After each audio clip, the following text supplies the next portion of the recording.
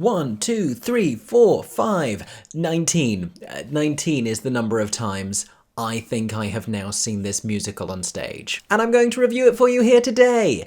Again. Oh my god, hey, welcome back to my theatre-themed YouTube channel. My name is Mickey Jo, and I am obsessed with all things theatre. I am also obsessed with a little musical called Six. Excuse me, hello, I first saw this show, and I'm sure you're sick of hearing me say this at this point, but I first saw it at the Edinburgh Fringe in 2018. It was performed in a giant purple inflatable cow, and since then, it has transferred to the West End, launched a UK tour, launched productions on cruise ships, transferred to Broadway from an American debut in Chicago. It's touring the US simultaneously. A non-replica production is playing in Poland right now. It's in Asia. Like, Six is everywhere. It is a bona fide global sensation. And the latest UK tour has recently begun traveling internationally and is currently being performed in the Netherlands. I traveled over to Amsterdam last weekend to go and see it. There's already a vlog all about my experience of going to see the show with my fiancée Erin here on my channel. And if you watched all the way to the end of that vlog, you may have got the hint that there is more to come on that story, which there absolutely is. Actually, by the time you're seeing this video, you may already know what that was, but I'm nervous to tell you in case the dates change. In any case, as promised, I'm going to give you a little bit of a review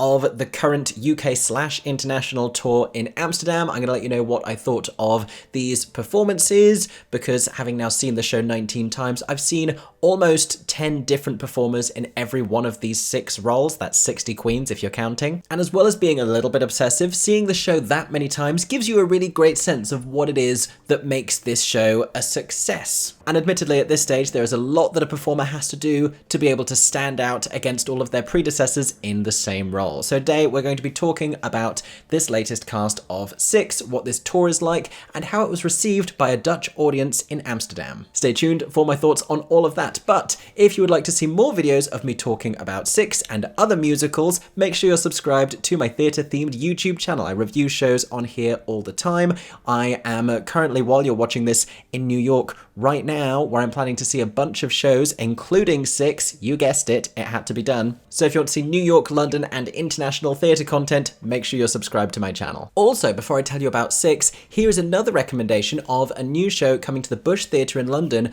that I think you're really going to enjoy. So somewhere between a play and a musical is Elephant, the brand new solo show from Anushka Lucas, the Olivier Award-nominated star of the recent revival of Oklahoma. In this one-woman show that Anushka has written and also composed original music for, she plays Lila, a young mixed-race British woman who is trying to navigate a world that doesn't really understand her, whether that's a school where she doesn't quite fit in with the faces that she sees around her, or an extended family where she unexpectedly encounters some of the same problems. The show speaks profoundly about identity, and all through the brilliant metaphor of a piano.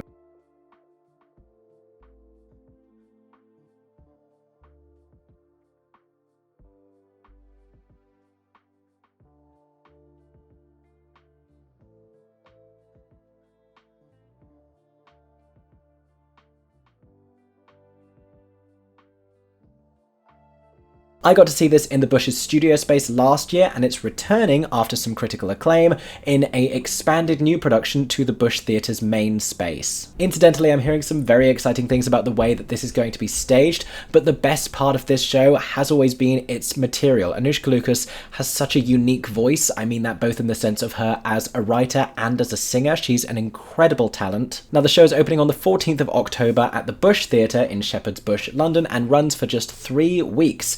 But I'm very happy that I'm able to give you not only my recommendation for this genuinely brilliant piece of theatre that I loved last year, but also a discount code so you can save 25% off all tickets. Just use the code MickeyJo at checkout for 25% off all standard tickets, subject to availability. Now, back to today's review. For now, we are travelling back to Amsterdam to talk about Six on tour there. Can you even see this? Hold on, there we go.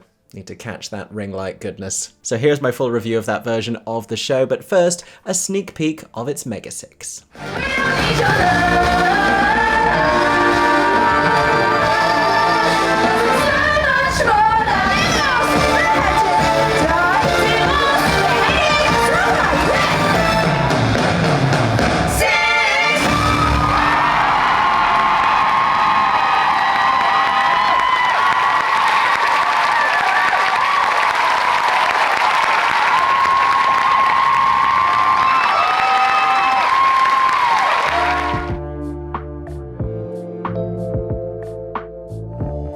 So for anyone who is just joining us and hasn't watched a video where I talk about this show before, I don't actually know how long it's been since I've reviewed Six here on my channel. I didn't review the original production because I wasn't really doing video reviews then, but I have talked about the subsequent cast changes that have happened in the West End. I want to give you just like a brief synopsis of why I love this show so much and why I think it's deceptively brilliant, because I see and hear a lot of criticism about this being just a concert production, about it being insubstantial because it's only, 75, 80 minutes long, about it being smaller, about it being a static set, and the way that they talk to the audience makes it feel less like a narrative piece of storytelling. I think all of that does this show a disservice, and it's actually deceptively intelligent. I'm going to give you now, very briefly, 6 reasons why I love Six. So number 1 is the concept. I think it's not only such a clever marketing move, and admittedly was born out of the writers Toby Marlowe and Lucy Moss saying, what would people want to go and see and recognise at the Edinburgh Fringe? Oh, we could do a musical based on the 6 wives of Henry VIII. Genius, so marketable. But the fact that they wanted to tell that story from a contemporary feminist perspective that illuminates the hardships and the trauma and the injustices that were done against these women and kind of bring a contemporary perspective to that, and not just depict it that way from the off, but use the guise of a competition between the queens to trick the audience into coming to that realization alongside them. I think that's genius. Second of all is the show's commitment to diversity in their casting. On all fronts, we have recently had some of the first non-binary performers in this show. There have historically been a lot of LGBT performers in this show, which I think is terrific. There are different vocal types, and from the beginning it has been racially diverse, there has been body diversity, and not just in specified roles. Every time that there is a cast change, a lot of these roles go to completely different types of performers from one cast to the next, because there's so much freedom within the way that the show is written for performers to bring their own individuality and their own talent to these characters. Each of the queens has a style and a personality, but there's so much room to reinvent that and bring your own individuality to it. If you just look at the original West End cast and the original UK tour cast and then the Broadway cast, we have completely different styles of performers on all 3. And it's always been such a great launch pad for new talent. Look at how many of the Broadway queens went on to do fantastic shows right after they left that show. Same with people like Millie O'Connell and Grace Moat and Amy Atkinson here in the West End. Reason number 3, I don't actually know if I'm going to get to 6 because I'm being too detailed in all of these and I'm putting multiple things in all these reasons, but reason number 3 why I love Six is the score. This is one of the strongest contemporary scores we've had in years, just from that early studio cast recording that is actually now a little bit outdated in terms of what the show now sounds like. People were already hooked. And I remember listening to Don't Lose Your Head for the first time and coming out of that Inflatable Cow and going, my God, that is a song. But then all of them, Heart of Stone has become this huge ballad within the contemporary musical theatre canon. All you want to do is such a well-written song, and to see it performed, what it actually is in its full theatrical context, is so powerful. Then you have such anthems like Ex-Wives and Six that are so easy to sing along to. There is a reason this show is so popular with so many audiences, specifically young audiences, and a lot of that is because of its now award-winning score, the impact of which we're already beginning to see in the musical theatre writing world. We are already seeing shows drawing inspiration from the doors that Six has opened, having walked through a door that Hamilton opened. Hamilton walked on a turntable so that Six could step ball change in high-heeled boots. Reason number 4 is the aesthetic. Gabriella Slade's costume design for this show, which in itself has evolved since I first saw it at the Edinburgh Fringe, is so good. Striking, stunning, the combinations of colours and the peplums and the bodices, the way that it takes this recognisable Tudor aesthetic and gives it this modern twist is so cool, and again has inspired other costume design ideas. I like that in the most up-to-date version of the costumes they all look even more cohesive. I like that they all have their own numbers in terms of which wife they are historically incorporated into their costumes, whether it's in earrings or other details. And when else in the last 10 years have we seen completely original costume design that has inspired fans to recreate them and cosplay as those queens? That speaks for itself. Reason number 5 is a little bit similar to reason number 1, but I love the message of this show and what it stands for, that it's about celebrating these individuals and giving them a voice. That's something we're hearing in more and more shows that are set in historical times. Just recently I saw Cake on the West End starring Six alumnus Renee Lamb, and that had a similar kind of message at the end, but it didn't quite wrap it up as neatly or as succinctly or as clearly as 6 does. 6's narrative allows it to deliver a really powerful message in really accessible terms, so it can speak to young people, which I think is super important, and it can explain about the importance of each of those queens being recognized for who they are as an individual and not comparing and contrasting them, which is what I'm going to try and avoid doing later in this review, but I think that's another part of what makes it very special. And reason number 6 is all about the onstage band, the ladies in waiting. So if you don't know, the 4 musicians who make up the band of this show are all on stage and costumed throughout the performance, and they are referred to as the ladies in waiting, and they are named after the real ladies in waiting of some of those queens. Those names being Joan, Bessie, Maria. Who's the other one? Hold on, I'm gonna have to sing the whole Mega 6 in my head to get to this name. It's gonna be in this program, but I feel defeated for having to look this up. It's not in the program? It's not in the program. Their actual names are in the program. I'll tell you while you're here. The musicians on this production were Sarah Dyer, who was the musical director, Magdalia van der Hoven on the drums, Laura Brown on guitar, and Ashley Young on bass. Is it Maggie? Oh, I think it's Maggie. But those are some of the reasons why I really enjoy 6. Next up, let me tell you about this specific production. Is the UK tour any different to the West End version, and is it different right now because it's in the Netherlands, first in Amsterdam and then later on in Rotterdam? Also, how did a Dutch audience react? Let's talk about how this might have been a little bit of a different performance.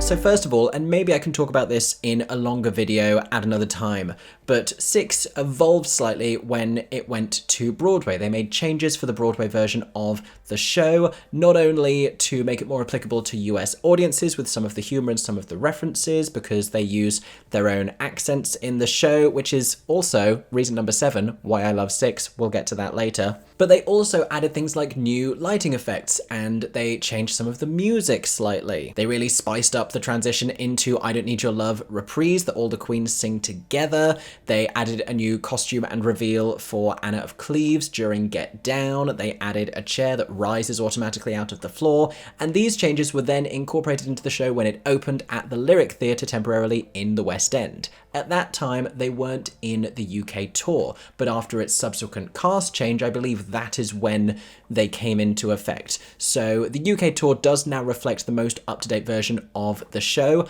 with the exception of the chair rising out of the floor during Get Down. That doesn't happen, or it didn't happen in Amsterdam. I don't think that happens at all on the UK tour, but I believe, and they're very subtle details, I think they do now have the most up-to-date versions of the costumes. Let me check. Is the Seymour Peplum there? Yes. Yeah, these look like the most up-to-date versions of the costumes, and they have the Cleves costume and all of that stuff as well. In terms of differences between the West End version and the UK tour, to my eye, I think the set is bigger on the UK tour than the West End version. The Vaudeville Theatre is still quite a thin stage, and some of the theatres that the UK tour is visiting, like the Southampton Mayflower, for example, have huge, massive stages, so it needs to be able to fill a bigger space. That was definitely the case at the DeLaMar Theatre in Amsterdam, and I'm sure if you were to speak to the tech teams involved, they would be able to tell you about many subtle differences, but I did notice a few different lighting cues that I've never seen before in the West End production. Specifically, there are some front lights that light them from the side, and it meant when Erin Caldwell as Jane Seymour was performing Heart of Stone, she was silhouetted with this golden hue around her on the sides of the proscenium, so you could see her shadow singing along. It was perfectly lined up. It was this beautiful lighting effect, which I assume is deeply deliberate and not a happy accident, but hadn't noticed that before in the West End. So now in terms of differences for the Dutch audiences, they have changed one line of the English version of the script that I'm guessing might be the line they use internationally and on Broadway, because at the beginning, during Ex-Wives, Catherine of Aragon normally says, "Remember us from your GCSEs." Now, other countries don't do GCSEs. If you're from another country and you don't know what those are exams that students do in the UK when they are 16. So instead, in Amsterdam, Aragon said, "Remember us from the History Channel." As far as I could tell, that was the only line that was different. They still referenced pret-a-manger, because that would be harder to take out of the script, and also I assume there are pret-a-mangers in Amsterdam, because because there was loads of other recognisable food establishments. Like, they had Dunkin' Donuts. I assume they also have Pret. You can tell me in the comments section. And for what it's worth, all of the Dutch audience members seem to be really aware of all of those references and laughed at all of those references. Some of the most sophisticated wordplay and puns in the show, even though this was performed in English, all of those landed, all of those were raucously appreciated. This is an audience that clearly speaks excellent English. So props to all of them. If I was to go and see a show performed in Dutch, I wouldn't know what was going on. And while I'm talking about audience reaction, it was just really fantastic to see such excitement before the show and then during the show, at the curtain call. Everyone was just thrilled to have Six there. I spoke with a couple of people who said this was their first time getting to see a really big musical. And even though geographically it's not that far at all, to have a UK tour travel over to Amsterdam is incredibly unusual, incredibly rare. I don't know if that's actually ever happened before. We've had quite a few tours recently heading over to do a stint in Toronto, but usually they don't do a European leg, not with the same cast, unless they're an international tour to begin with. But this audience absolutely loved this show. They were cheering in all of the right places. There's a couple of lull points during Ex-Wives that only really work if the audience spontaneously cheer and clap, like when they hit certain beats of choreography and the music dials down a bit. And this audience understood their assignment perfectly. They were clapping everywhere they could. They loved it. They had a great time. There was 2 people leapt up onto their feet and danced when Cleve said dance with me during Get Down. That was great. This was just such an enthusiastic crowd, and that's what this show really thrives on. But a lot of this is stuff that I've said about Six before. If you've ever heard me talk about this show, what's different for this production and what you've probably wanted me to review when I've seen comments asking me to review this tour is the new cast. So let's talk about the queens that I saw in Amsterdam.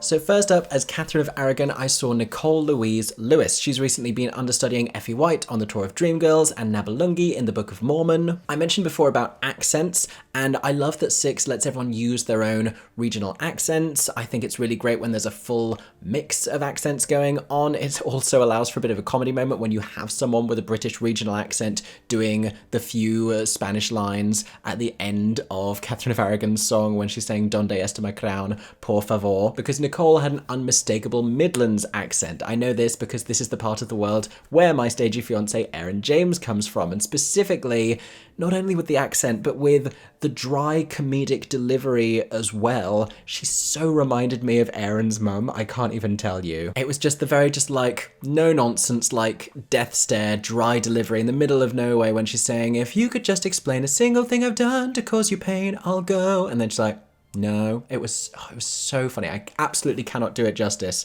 but loved the dry comedy of that, because Aragon, I don't think is a character I've really associated with that comedy style before. They normally bring so much energy because they're igniting the beginning of the show. And there were moments later on where she's doing sort of like the group dialogue moments and chiming in with like the dissolution of the monasteries and those kind of lines, where I wanted the volume to be turned up just a little bit. I wanted a little bit more energy from her in those moments. But I think in terms of No Way, also the vocal, sensational, absolutely great. There are nods in that song to Effie from Dreamgirls, so appropriate that she's getting to sing it, having covered that role. But everything she did as Aragon within her number, I thought was just stunning. Next up, as Anne Boleyn, was Laura Dawn Pyatt, who I recently saw in the concert presentation of 42 Balloons. And she brought so much energy and comedy as Boleyn. I do think that this can be a really scene-stealing role, and objectively might be the best song in the show. And she was fun and wild, which is everything I want a Boleyn to be. She gave you the new vocal options at the end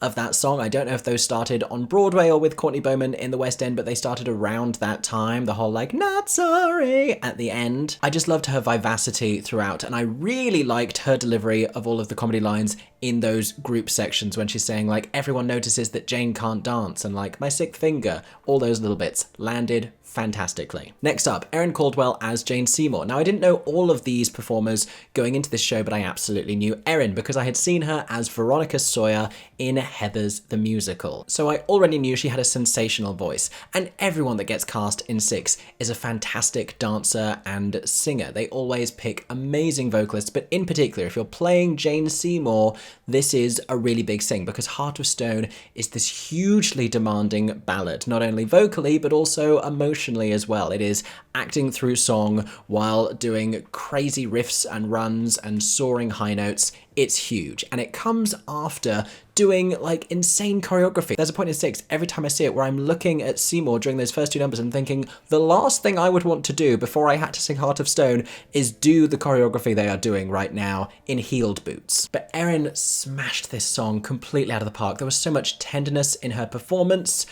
She was obviously doing an American accent in Heathers, but in this she's using her own accent, which is Scottish, if you didn't know. And she sang it in a very traditional way at the beginning, just focusing on the acting. It was heartbreaking, it was heartfelt, it was touching, with the most just beautiful angelic tone to her voice. And then there's a section at the end where every Seymour gets to put a little bit of their own spin on it. And usually those who don't do the Natalie May Paris whistle tone route through the end section tend to do something else. And Erin did sort of a belty alternative to that, but then did something I've never really heard before, which is in the section after that, after the big yeah note, she went off vocally. She put in crazy riffs and high notes and options, and if I'm making it sound like it was too much, it wasn't. It was fantastic and thrilling and so exciting to hear something completely unexpected. So kudos to Erin Caldwell, she's a great Seymour. Later in the show, Jane does get a couple of comedy moments, and Erin managed to find a line reading of When I Wanted to Hold My Newborn Son, I Died, that I have never heard before, because normally everyone does it very intense, like, oh, boo-hoo, when I wanted to do this,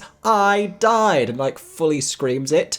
And Erin walks over while saying it and says like, oh, you know, when I wanted to do this, I died.